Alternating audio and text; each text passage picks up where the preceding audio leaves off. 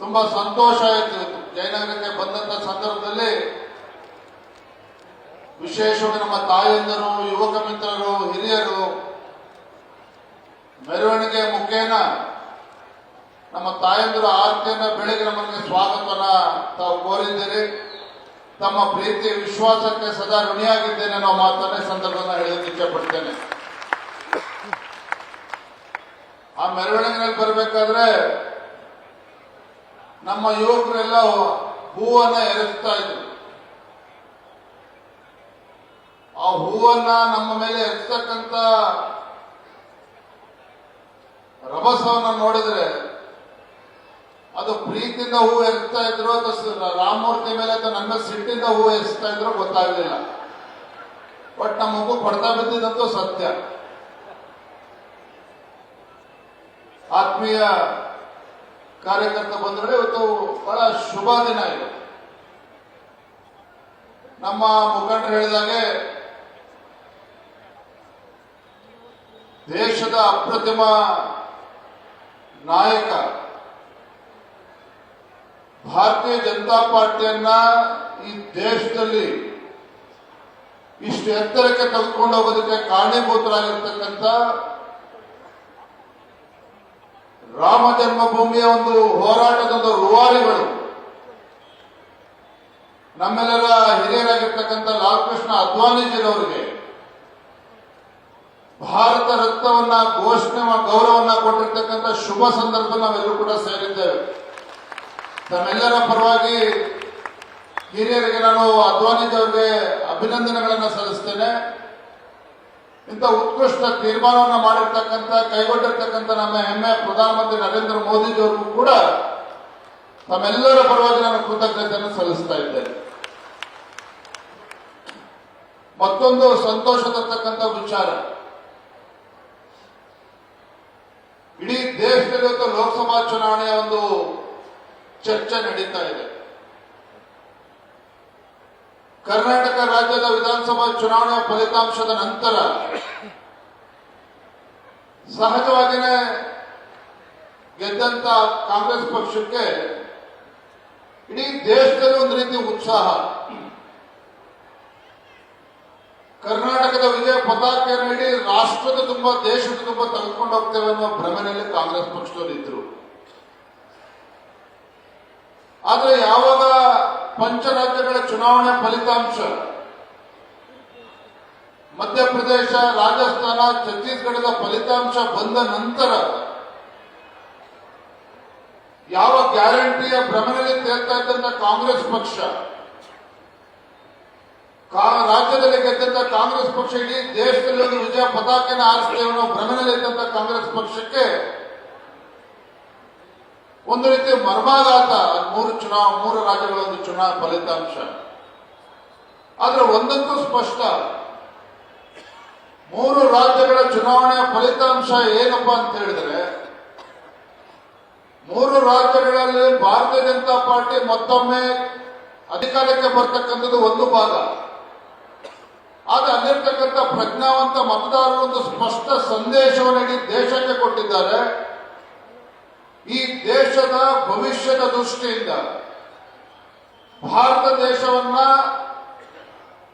ಒಂದು ಸಮೃದ್ಧಶಾಲಿ ರಾಷ್ಟ್ರವನ್ನಾಗಿ, ಭಾರತ ದೇಶವನ್ನ ಒಂದು ಶಕ್ತಿಶಾಲಿ ರಾಷ್ಟ್ರವನ್ನಾಗಿ ಪರಿವರ್ತನೆ ಮಾಡತಕ್ಕಂಥ ನಿಟ್ಟಿನಲ್ಲಿ ಈ ದೇಶವನ್ನ ಜಗತ್ತಿನ ಅಗ್ರಗಣ್ಯ ರಾಷ್ಟ್ರಗಳ ಸಾಲಿನಲ್ಲಿ ತೆಗೆದುಕೊಂಡು ಹೋಗ್ತಕ್ಕಂಥ ಶಕ್ತಿ, ಆ ಎದೆಗಾರಿಕೆ ಇರ್ತಕ್ಕಂಥದ್ದು ಹೆಮ್ಮೆಯ ಪ್ರಧಾನಮಂತ್ರಿ ನರೇಂದ್ರ ಮೋದಿಜಿಯವ್ರಿಗೆ ಮಾತ್ರ. ಹಾಗಾಗಿ ದೇಶದ ಉಜ್ವಲ ಭವಿಷ್ಯದ ದೃಷ್ಟಿಯಿಂದ ಕಾಂಗ್ರೆಸ್ಸಿನ ಬೂಟಾಟಿಕೆ ಗ್ಯಾರಂಟಿಗಿಂತ ನರೇಂದ್ರ ಮೋದಿಜಿಯವರ ಗ್ಯಾರಂಟಿಯೇ ಶ್ರೇಷ್ಠ ಅಂತಕ್ಕಂಥದ್ದನ್ನ ಸ್ಪಷ್ಟವಾಗಿ ಸಂದೇಶವನ್ನು ಮೂರು ರಾಜ್ಯಗಳ ಮತದಾರರು ನೀಡಿರ್ತಕ್ಕಂಥದ್ದು. ಹಾಗಾಗಿ ಸಹಜವಾಗಿ ಇಡೀ ದೇಶದಲ್ಲಿ ಇವತ್ತು ಮತದಾರರು ಕೇಂದ್ರದಲ್ಲಿ ಮತ್ತೊಮ್ಮೆ ಭಾರತೀಯ ಜನತಾ ಪಾರ್ಟಿ ಅಧಿಕಾರಕ್ಕೆ ಬರಬೇಕು, ಮೋದಿಯವರು ಪ್ರಧಾನಮಂತ್ರಿ ಆಗಬೇಕು ಅಂತೇಳಿ ಅಪೇಕ್ಷೆನ ಪಡ್ತಿದ್ದಾರೆ. ಮತ್ತೊಮ್ಮೆ ಪ್ರಧಾನಮಂತ್ರಿ ಆಗ್ತಾರೆ ಅನ್ನೋ ಉತ್ಸಾಹದಲ್ಲಿ ದೇಶದ ಮತದಾರರು ಇದ್ದಾರೆ. ಅದೇ ದಿಕ್ಕಿನಲ್ಲಿ ರಾಜ್ಯದಲ್ಲಿ ಮತ್ತು ದೇಶದಲ್ಲಿ ಮತದಾರರು ಸಹ ಇವತ್ತು ರಣೋತ್ಸವದಲ್ಲಿದ್ದಾರೆ. ಯಾವಾಗ ಲೋಕಸಭಾ ಚುನಾವಣೆ ಬರ್ತದೆ, ಯಾವಾಗ ನಾವು ಆ ಕಡೆ ಕೇಳ್ತೇವೆ ಅನ್ನೋ ರಣೋತ್ಸವದಲ್ಲಿದ್ದಾರೆ. ಇದು ಒಂದು ಭಾಗ. ಆದ್ರೆ ಮತ್ತೊಂದು ಸಂತೋಷ ಏನಪ್ಪಾ ಅಂತ ಹೇಳಿದ್ರೆ, ಕಾಂಗ್ರೆಸ್ ಪಕ್ಷದ ರಾಷ್ಟ್ರೀಯ ಪಕ್ಷ ಅಂತ ಹೇಳೋದಕ್ಕೆ ಇಚ್ಛೆ ಪಡೋದಿಲ್ಲ. ಯಾಕಂದ್ರೆ ಅಲ್ಲಲ್ಲಿ ಇಲ್ಲೆಲ್ಲ ಅವಶೇಷದ ರೂಪದಲ್ಲಿ ಕಾಂಗ್ರೆಸ್ ಪಕ್ಷ ದೇಶದಲ್ಲಿ ಉಳ್ಕೊಂಡಿದೆ. ಆದ್ರೆ ಕಾಂಗ್ರೆಸ್ ಪಕ್ಷದ ಒಬ್ಬ ರಾಷ್ಟ್ರೀಯ ಅಧ್ಯಕ್ಷರಾಗಿರ್ತಕ್ಕಂಥ ಮಲ್ಲಿಕಾರ್ಜುನ ಖರ್ಗೆ ಅವರು ಕೂಡ ಅನಿಸಿದೆ, ದೇಶದಲ್ಲಿ 400ಕ್ಕೂ ಹೆಚ್ಚು ಸ್ಥಾನಗಳನ್ನ ಭಾರತೀಯ ಜನತಾ ಪಾರ್ಟಿ ಗೆಲ್ತದೆ ಅಂತ ಹೇಳಿ ಮೊನ್ನೆ ದಿನ ಹೇಳಿದರೆ ಲೋಕಸಭೆಯಲ್ಲಿ ತಾವೆಲ್ಲರೂ ಕೂಡ ಗಮನಿಸಿದ್ದೀರಿ ಅಂತ ಭಾವಿಸಿದ್ದೇನೆ. ಹಾಗಾಗಿ ಈ ವೇದಿಕೆ ಮೂಲಕ ಇವತ್ತು ಮಾನ್ಯ ಮಲ್ಲಿಕಾರ್ಜುನ ಖರ್ಗೆ ಅವ್ರಿಗೂ ಕೂಡ ಅಭಿನಂದನೆ ಸಲ್ಲಿಸ್ತೇನೆ. ಇವತ್ತು ಜನರ ಮನಸ್ಸಿನಲ್ಲಿರ್ತಕ್ಕಂಥ ಅಭಿಲಾಷೆ ಅನ್ನೋದು ಮಲ್ಲಿಕಾರ್ಜುನ ಖರ್ಗೆ ಅವ್ರಿಗೂ ಕೂಡ ಅರ್ಥ ಆಗಿದೆ. ಹಾಗಾಗಿ ಅವ್ರಿಗೂ ಕೂಡ ಸಂದರ್ಭ ಅಭಿನಂದನೆ ಸಲ್ಲಿಸ್ತೇನೆ. ಆತ್ಮೀಯ ಕಾರ್ಯಕರ್ತ ಬಂಧುಗಳೇ, ರಾಜ್ಯದ ಅಧ್ಯಕ್ಷ ಆದ್ಮೇಲೆ ನಾನು ಕೂಡ ರಾಜ್ಯಾದ್ಯಂತ ಪ್ರವಾಸವನ್ನು ಮಾಡ್ತಾ ಇದ್ದೇನೆ. ನಿಜ, ಕಳೆದ ವಿಧಾನಸಭಾ ಚುನಾವಣೆಯಲ್ಲಿ ನಮ್ಗೆ ಹಿನ್ನಡೆ ಆಗಿದೆ. ಅದಕ್ಕೆ ಹಲವಾರು ಕಾರಣಗಳಿದೆ. ನಮ್ಮ ತಪ್ಪಿನಿಂದಾಗಿ ಒಳ್ಳೆಯ ಕೆಲಸಗಳನ್ನ ಮಾಡಿದ್ರೂ ಸಹ ಕೆಲವು ನಮ್ಮ ತಪ್ಪುಗಳಿಂದಾಗಿ ನಾವು ಅಧಿಕಾರದಿಂದ ದೂರ ಉಳಿದಿದ್ದೇವೆ, ದೂರ ಪಕ್ಷಕ್ಕೆ ಕೂತಿದ್ದೇವೆ. ಕಾಂಗ್ರೆಸ್ ಪಕ್ಷಕ್ಕೆ ಒಂದು ಸ್ಪಷ್ಟ ಬಹುಮತ ಬಂದಿದೆ. ನಾನು ರಾಜ್ಯಾದ್ಯಂತ ಪ್ರವಾಸ ಮಾಡ್ತಾ ಇದ್ದೇನೆ. ಎಲ್ಲೂ ಸಹ ಯಾವುದೇ ಜಿಲ್ಲೆಗಳಲ್ಲಿ ಹೊಸ ಸರ್ಕಾರದ ರಾಜ್ಯದಲ್ಲಿರ್ತಕ್ಕಂಥ ಕಾಂಗ್ರೆಸ್ ಸರ್ಕಾರ ಅಭಿವೃದ್ಧಿ ಮಾಡ್ತಾ ಇರ್ತಕ್ಕಂಥ ಯಾವುದೇ ಒಂದು ನಾಮನಿಶಾನ ಇಲ್ಲ. ಅರ್ಥಾತ್ ಕಾಂಗ್ರೆಸ್ ಪಕ್ಷ ರಾಜ್ಯದಲ್ಲಿ ಅಧಿಕಾರಕ್ಕೆ ಬಂದು 8 ತಿಂಗಳು ಆದರೂ ಸಹ ಯಾವುದೇ ಒಂದು ಜಿಲ್ಲೆಗೆ, ಬೆಂಗಳೂರು ಮಹಾನಗರ ಬಿಟ್ಟುಬಿಡಿ, ಯಾವುದೇ ಜಿಲ್ಲೆಗೆ ಇವತ್ತು ಒಂದು ಬಿಡುಗಾಸನ್ನು ಕೂಡ ಅಭಿವೃದ್ಧಿ ಕೆಲಸವನ್ನ ಮಾಡದೇ ಇರ್ತಕ್ಕಂಥ ರಾಜ್ಯ ಸರ್ಕಾರ ಇವತ್ತು ದೇಶದಲ್ಲಿ ರಾಜ್ಯದಲ್ಲಿರ್ತಕ್ಕಂಥ ಕಾಂಗ್ರೆಸ್ ಸರ್ಕಾರ. ಮತ್ತೊಂದು, ಅಧಿಕಾರಕ್ಕೆ ಬಂದಂತ ಈ ಕೆಲವು ತಿಂಗಳುಗಳಲ್ಲಿ ಒಂದು ತನ್ನ ಸರ್ಕಾರದ ಜನಪ್ರಿಯತೆಯನ್ನು ಕಳೆದುಕೊಂಡಿರ್ತಕ್ಕಂಥ ಸರ್ಕಾರ ಇಡೀ ದೇಶದಲ್ಲಿ ಯಾವ್ದಾರ ಇದ್ರೆ ರಾಜ್ಯದಲ್ಲಿರ್ತಕ್ಕಂಥ ಕಾಂಗ್ರೆಸ್ ಸರ್ಕಾರ. ಕೇವಲ 7-8 ತಿಂಗಳುಗಳಲ್ಲಿ ಈ ಸರ್ಕಾರ ಸಂಪೂರ್ಣವಾಗಿ ಜನರ ವಿಶ್ವಾಸವನ್ನ ಕಳೆದುಕೊಂಡಿದ್ದಾರೆ. ತನ್ನ ಜನಪ್ರಿಯತೆಯನ್ನು ಕೂಡ ರಾಜ್ಯದಲ್ಲಿರ್ತಕ್ಕಂಥ ಕಾಂಗ್ರೆಸ್ ಸರ್ಕಾರ ಕಳೆದುಕೊಂಡಿರ್ತಕ್ಕಂಥದ್ದು. ಒಂದು ಕಡೆ ಕೇಂದ್ರದಲ್ಲಿ ನಮ್ಮ ಹೆಮ್ಮೆಯ ಪ್ರಧಾನಮಂತ್ರಿ ನರೇಂದ್ರ ಮೋದಿಜಿಯವರು, ನಾ ಎಲ್ಲ ವೇದಿಕೆಗಳಲ್ಲೂ ಕೂಡ ಮಾತನ್ನು ಹೇಳ್ತಾ ಇರ್ತೇನೆ, ಒಬ್ಬ ದೇಶದ ಪ್ರಧಾನಮಂತ್ರಿಯಾಗಿ ಒಂದು ದಿನನೂ ಕೂಡ ವಿಶ್ರಾಂತಿಯನ್ನ ತೆಗೆದುಕೊಳ್ಳದೇನೆ, ಮತ್ತೊಮ್ಮೆ ಹೇಳ್ತಾನೆ, ಒಬ್ಬ ದೇಶದ ಪ್ರಧಾನಮಂತ್ರಿಯಾಗಿ ಒಂದು ದಿನನೂ ಕೂಡ ವಿಶ್ರಾಂತಿಯನ್ನ ತೆಗೆದುಕೊಳ್ಳದೇನೆ ಹಗಲು ರಾತ್ರಿ ದೇಶದ ಅಭಿವೃದ್ಧಿಗೋಸ್ಕರ ಶ್ರಮಿಸ್ತಾ ಇರುವಾಗ ಪ್ರಧಾನಮಂತ್ರಿ ನರೇಂದ್ರ ಮೋದಿಜಿಯವರು ಶ್ರಮಿಸ್ತಾ ಇರುವ ದೇಶದ ಪ್ರಧಾನಮಂತ್ರಿ ನರೇಂದ್ರ ಮೋದಿಜಿಯವರು ಯಾವುದೇ ಕ್ಷೇತ್ರಗಳನ್ನು ತೆಗೆದುಕೊಳ್ಳಿ. ಇವತ್ತು ನರೇಂದ್ರ ಮೋದಿಜಿಯವರು ಅಮೆರಿಕಕ್ಕೆ ಹೋಗ್ತಾರೆ ಅಂತ ಹೇಳಿದ್ರೆ ಒಂದು ವಾರ 10 ದಿನದಿಂದಲೇ ಆ ದೇಶದಲ್ಲಿ ಸುದ್ದಿ ಆಗ್ತದೆ, ಭಾರತ ದೇಶದ ಪ್ರಧಾನಮಂತ್ರಿ ನರೇಂದ್ರ ಮೋದಿಜಿಯವರು ಬರ್ತಾ ಇದ್ದಾರೆ ಅಂತ ಹೇಳಿ. ಹಿಂದೆ ಮನಮೋಹನ್ ಸಿಂಗ್ ಅವರಿದ್ರು ಪ್ರಧಾನಮಂತ್ರಿಯಾಗಿ. ಯಾವಾಗ ಅಮೆರಿಕ ಹೋಗ್ತಿದ್ರು, ಯಾವಾಗ ಬರ್ತಿದ್ರು ಅಂತ ನಮಗೂ ಗೊತ್ತಾಗ್ತಿರಲಿಲ್ಲ, ಅಮೆರಿಕದಲ್ಲಿರ್ತಕ್ಕಂಥವ್ರು ಕೂಡ ಗೊತ್ತಾಗ್ತಾ ಇರಲಿಲ್ಲ.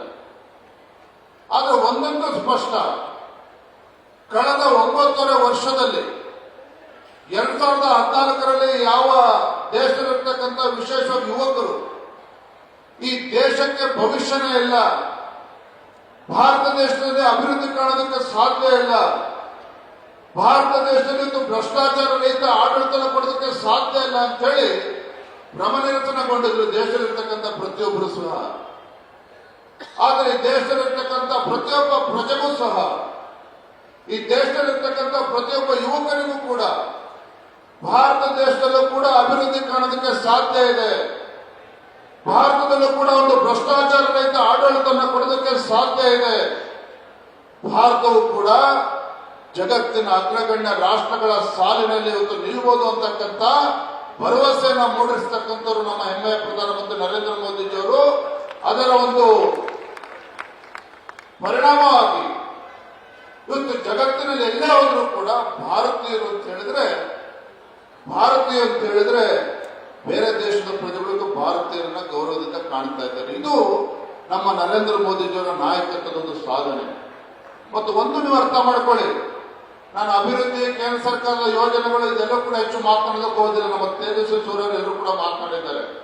ಒಂದು, ನಾವೆಲ್ಲರೂ ಕೂಡ ಬೆಂಗಳೂರು ಮಹಾನಗರದಲ್ಲಿರ್ತಕ್ಕಂಥ ಮುಖಂಡರು ಕಾರ್ಯಕರ್ತರು ಸೇರಿದ್ದೇವೆ, ವಿದ್ಯಾವಂತರಲ್ಲಿದ್ದೇವೆ. ಒಂದು ಕ್ಷಣ ಯೋಚನೆ ಮಾಡಿ ನೀವು, ಇವತ್ತು ಪ್ರಧಾನಮಂತ್ರಿಗಳು ಅವ್ರು ಹೇಳಿರ್ತಕ್ಕಂಥ ಮಾತೇನು? ನನ್ನ ದೇಶದಲ್ಲಿ, ನನ್ನ ಭಾರತದಲ್ಲಿ 4 ಜಾತಿಗಳಿದೆ. ಒಂದು ಬಡವರು, ಎರಡನೇದು ರೈತರು, ಮೂರನೇದು ಮಹಿಳೆಯರು, ನಾಲ್ಕನೇದು ಯುವಕರು. ಸೊ ಮೋದಿಯವರು ಹೇಳಿರ್ತಕ್ಕಂಥದ್ದು ಈ 4 ಜಾತಿಗಳು: ಬಡವರು, ರೈತರು, ಮಹಿಳೆಯರು ಮತ್ತು ಯುವಕರು. ಈ ಭಾರತ 2047 ಇಸ್ವಿಗೆ ವಿಕಸಿತ ಭಾರತ, ಅರ್ಥಾತ್ ಭಾರತ 2047 ಇಸ್ವಿಗೆ ಒಂದು ಅಭಿವೃದ್ಧಿ ಹೊಂದಿರತಕ್ಕಂಥ ದೇಶ ಆಗಿ ಪರಿವರ್ತನೆ ಆಗಬೇಕು ಅಂತ ಹೇಳಿದ್ರೆ, ಈ 4 ಜಾತಿಗಳ ಅಥವಾ 4 ವರ್ಗಗಳ ಜನರನ್ನ ವಿಶ್ವಾಸಕ್ಕೆ ತೆಗೆದುಕೊಳ್ಬೇಕು. ಅವರ ಕಲ್ಯಾಣ ಆದಾಗ ಮಾತ್ರ ಇವತ್ತು ದೇಶ 2047 ಇಸ್ವಿಗೆ ಅಭಿವೃದ್ಧಿ ಹೊಂದಿದೆ ಅಂತಕ್ಕಂಥ ಅಚಲವಾದಂತಹ ವಿಶ್ವಾಸವನ್ನು ಇಟ್ಕೊಂಡಿರ್ತಕ್ಕಂಥ ನಮ್ಮ ಹೆಮ್ಮೆಯ ಪ್ರಧಾನಮಂತ್ರಿ ನರೇಂದ್ರ ಮೋದಿಜಿಯವರು. ಹಾಗಾಗಿ ಅವ್ರು ಕೊಡ್ತಕ್ಕಂಥ ಯಾವುದೇ ಕಾರ್ಯಕ್ರಮಗಳನ್ನು ನೋಡಿ, ಒಂದೇ ಒಂದು ಕಾರ್ಯಕ್ರಮ ಉಲ್ಲೇಖವನ್ನು ಮಾಡ್ತಾರೆ. ವಿಶ್ವಕರ್ಮ ಯೋಜನೆ. ಏನು ವಿಶ್ವಕರ್ಮ ಯೋಜನೆ? ಈ ದೇಶದಲ್ಲಿರ್ತಕ್ಕಂಥ 17-18 ಹಿಂದುಳಿದ ವರ್ಗಗಳಿಗೆ ಸೇರಿರ್ತಕ್ಕಂಥ ಸಮುದಾಯಗಳಿಗೆ, ಅಲ್ಲಿರ್ತಕ್ಕಂಥ ಯುವಕ ಯುವತಿಯರಿಗೆ ಒಂದು ಆರ್ಥಿಕ ಶಕ್ತಿಯನ್ನು ಕೊಟ್ಟು ಅವರು ಸ್ವಾವಲಂಬಿಗಳಾಗಿ ಅವರೇ ಉದ್ಯೋಗವನ್ನು ಸೃಷ್ಟಿ ಮಾಡ್ತಕ್ಕಂಥ, ಎಷ್ಟು ಜನಕ್ಕೆ ನೀವು ಉದ್ಯೋಗನ ಕೊಟ್ಟಿದ್ದೀರಿ ಅಂತ ಕಾಂಗ್ರೆಸ್ ಪ್ರಶ್ನೆ ಮಾಡ್ತಾರೆ. ಉದ್ಯೋಗ ಕೊಡ್ತಕ್ಕಂಥದ್ದಲ್ಲ, ಉದ್ಯೋಗದಾತರಾಗಿ ನಮ್ಮ ಯುವಕರು ಇವತ್ತು ಪರಿವರ್ತನೆ ಆಗಬೇಕು, ಆ ಕೊಡ್ತಕ್ಕಂಥ ಶಕ್ತಿ ಅವರಲ್ಲಿ ಬರಬೇಕು ಅನ್ನುವ ಉದ್ದೇಶ ಇಟ್ಕೊಂಡು ಪ್ರಧಾನಮಂತ್ರಿಗಳು ಕೆಲಸ ಮಾಡ್ತಿರ್ತಕ್ಕಂಥದ್ದು. ನಾನು ನಿನ್ನೆ ದಿನ ಮಾತನ್ನು ಹೇಳಿದೆ, ಒಬ್ಬ ರಾಜಕಾರಣಿ ಮುಂದಿನ ಚುನಾವಣೆ ಬಗ್ಗೆ ಯಾವಾಗಲೂ ಕೂಡ ಆಲೋಚನೆ ಮಾಡುತ್ತಾನೆ. ಒಬ್ಬ ರಾಜಕಾರಣಿ ಯಾವಾಗಲೂ ಸಹ ಮುಂದಿನ ಚುನಾವಣೆ ಹೇಗೆ ಗೆಲ್ಲಬೇಕು ಅಂತ ಆಲೋಚನೆ ಮಾಡಿದ್ರೆ, ಒಬ್ಬ ರಾಜಕೀಯ ತಜ್ಞ ಈ ದೇಶದ ಮುಂದಿನ ಭವಿಷ್ಯ ಯುವ ಪೀಳಿಗೆಯನ್ನ, ಅವರ ಮುಂದಿನ ಯುವ ಪೀಳಿಗೆಯ ದೃಷ್ಟಿಕೋನ ಇಟ್ಕೊಂಡು ಯಾವ ರೀತಿ ಮುಂದಿನ ಪೀಳಿಗೆ ಬಗ್ಗೆ ಯೋಚನೆ ಮಾಡಬಹುದು ಅಂತೇಳಿ ಒಬ್ಬ ರಾಜಕೀಯ ತಜ್ಞ ಯೋಚನೆ ಮಾಡ್ತಾನೆ. ಒಂದು ವೇಳೆ ನಮ್ಗೆ ಹೆಮ್ಮೆ ಇದೆ, ನಮ್ಮ ದೇಶದ ಪ್ರಧಾನಮಂತ್ರಿ ನರೇಂದ್ರ ಮೋದಿಜಿಯವರು ಮುಂದಿನ ಪೀಳಿಗೆಯ ಭವಿಷ್ಯದ ದೃಷ್ಟಿಯಿಂದ ಇವತ್ತು ಹಗಲು ಕೆಲಸವನ್ನು ಮಾಡ್ತಾ ಇರ್ತಕ್ಕಂಥದ್ದು. ಅದನ್ನು ನಾವು ಕೂಡ ಇವತ್ತು ಅರ್ಥ ಮಾಡ್ಕೋಬೇಕಾಗಿರ್ತಕ್ಕಂಥದ್ದು. ಇನ್ನು ರಾಜ್ಯದಲ್ಲಿರ್ತಕ್ಕಂಥ ಕಾಂಗ್ರೆಸ್ ಸರ್ಕಾರ ಎರಡೇ ವಿಚಾರಗಳನ್ನು ಹೇಳ್ತೇನೆ. ಆಗಲೇ ಹೇಳ್ತೀವಿ, ಇವತ್ತು ಸರ್ಕಾರ ಒಂದು 8 ತಿಂಗಳಾದರೂ ಸಹ ₹1 ಅಭಿವೃದ್ಧಿ ಕೆಲಸಗಳು ಕೂಡ ಮಾಡಲಿಕ್ಕೆ ಸಾಧ್ಯ ಆಗಿಲ್ಲ. ಭಾರತೀಯ ಜನತಾ ಪಾರ್ಟಿ ಮೇಲೆ ಆರೋಪಗಳ ಮೇಲೆ ಆರೋಪ ಮಾಡೋದ್ರಿಂದ ನಮ್ಮ ಸರ್ಕಾರದ 40% ಸರ್ಕಾರ 40% ಸರ್ಕಾರ ಅಂತೇಳಿ. ಆದ್ರೆ ಅದೇ ಪಕ್ಷದ ಒಬ್ಬ ಮಾಜಿ ಸಚಿವ, ಹಾಸನ ಜಿಲ್ಲೆಯ ಒಬ್ಬ ಕಾಂಗ್ರೆಸ್ ಹಿರಿಯ ಮುಖಂಡ ಗಣಸಿ ಶಿವರಾಮ್ ಅವರು ಮೊನ್ನೆ ಹೇಳಿಕೆಯನ್ನು ಕೊಡ್ತಾರೆ. ಇವತ್ತು ರಾಜ್ಯದಲ್ಲಿರ್ತಕ್ಕಂಥ ಕಾಂಗ್ರೆಸ್ ಸರ್ಕಾರ 50% ಕಮಿಷನ್ ಹೊಡ್ತಾ ಇರ್ತಕ್ಕಂಥ ಸರ್ಕಾರ ಅಂತೇಳಿ ಗಣಸಿ ಶಿವರಾಮ್ ಹೇಳ್ತಿದ್ದಾರೆ. ಭಾರತೀಯ ಜನತಾ ಪಾರ್ಟಿಯಲ್ಲಿ ಮಾತನ್ನ ಹೇಳ್ತಾ ಇಲ್ಲ. ಭಾರತೀಯ ಜನತಾ ಪಾರ್ಟಿ ಮುಖಂಡ ಹೇಳ್ತಾರೆ, ಆ ಪಕ್ಷದ ಒಬ್ಬ ಹಿರಿಯ ಮುಖಂಡ ಹೇಳ್ತಾ ಇದ್ದಾನೆ 50% ಸರ್ಕಾರ ಇವತ್ತು ರಾಜ್ಯದಲ್ಲಿರ್ತಕ್ಕಂಥದ್ದು ಅಂತೇಳಿ. ಇದಕ್ಕಂತ ಪುರಾವೆ ನಿಮ್ಗೆ ಬೇಕಾ? ಇತ್ತೀಚೆಗೆ ಕಳೆದ ದಿನಗಳು ನಡೆದಂತ ಇನ್ಕಮ್ ಟ್ಯಾಕ್ಸ್ ರೈಡ್, ಬೆಂಗಳೂರು ಮಹಾನಗರದಲ್ಲಿ ಸುಮಾರು 150-200 ಕೋಟಿ ಹಣ ಸೀಸ್ ಆಯ್ತು ಇನ್ಕಮ್ ಟ್ಯಾಕ್ಸ್ ಡಿಪಾರ್ಟ್ಮೆಂಟ್ ಅಲ್ಲಿ. ಇನ್ಕಮ್ ಟ್ಯಾಕ್ಸ್ ಡಿಪಾರ್ಟ್ಮೆಂಟ್ ಅವರು ಸೀಸ್ ಮಾಡಿದ್ರು.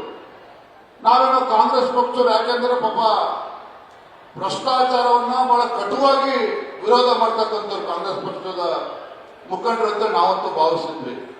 ಯಾಕಂದ್ರೆ ಭ್ರಷ್ಟಾಚಾರ ರಹಿತ ಆಡಳಿತನ ಕೊಡ್ತೇವೆ ಕರ್ನಾಟಕ ರಾಜ್ಯದಲ್ಲಿ ಅಂತೇಳಿ ಜನರ ಕಿವಿಗೆ ಹೂ ಮೂಡಿಸಿ ಅಧಿಕಾರಕ್ಕೆ ಬಂದಿರತಕ್ಕಂಥ ಕಾಂಗ್ರೆಸ್ ಪಕ್ಷದವ್ರು. ನಾವು ಅನ್ಕೊಂಡ್ವಿ ಬಹುಶಃ ದುಡ್ಡು ಯಾರ್ದೋ ಕೂಡ ಕಾಂಗ್ರೆಸ್ ಪಕ್ಷದವರೆಲ್ಲ ಯಾರ್ದೋ ಹೊಡ್ಕೊಂಡಿದ್ದಾರೆ, ಬ್ಲಾಕ್ ಮನಿ ಇರ್ತಕ್ಕಂಥವ್ರು ಕಾಂಗ್ರೆಸ್ ಪಕ್ಷದವರು ಟೀಕೆ ಮಾಡ್ತಾರೆ ಅಂತ ಅನ್ಕೊಂಡಿದ್ದೆ. ಏನ್ ಹೇಳಿದ್ರು ಮುಖ್ಯಮಂತ್ರಿಗಳು ಮತ್ತೆ ಡಿ ಕೆ ಶಿವಕುಮಾರ್ ಅವರು, ಏನು ಇನ್ಕಮ್ ಟ್ಯಾಕ್ಸ್ ಡಿಪಾರ್ಟ್ಮೆಂಟ್ ಅವರು ಹಣನ ಸೀಸ್ ಮಾಡಿದ್ರು, ಅದನ್ನು ಸ್ವಾಗತ ಮಾಡೋ ಬದಲು ಮುಖ್ಯಮಂತ್ರಿಗಳು ಡಿ ಕೆ ಶಿವಕುಮಾರ್ ಹೇಳ್ತಾರೆ, ಕೇಂದ್ರ ಸರ್ಕಾರ ನಮ್ಮ ಮೇಲೆ ಸವಾರಿ ಮಾಡ್ತಾ ಇದ್ದಾರೆ ಅಂತ ಹೇಳಿ ಮಾನ್ಯ ಮುಖ್ಯಮಂತ್ರಿಗಳು ಹೇಳ್ತಾರೆ. ಅದರ ಅರ್ಥ ಏನು?